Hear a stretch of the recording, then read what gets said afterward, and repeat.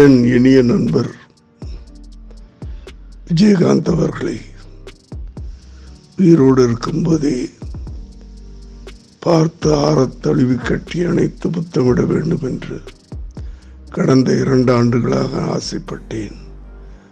அதற்காக முயற்சியும் செய்தேன். ஆனால் அந்த வாய்ப்பு கிடைக்கவில்லை. இப்போது இந்த நிலையிலே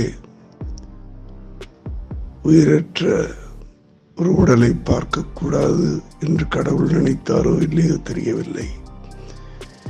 இந்த நாளிலே நான் துபாயில் இருக்கிறேன். திரையுலகிலும் சரி, அரசியல் உலகிலும் சரி, ஒரு சகாத்துவம் என்று முடிந்திருக்கிறது. அதற்காக கண்ணீர் சிந்துவதை விட எனக்கு வேறொன்று மொழி தெரியவில்லை. அவர் ஆத்மா சாந்தி அடைய வேண்டும் என்று இறைவனை வேண்டுகிறேன்.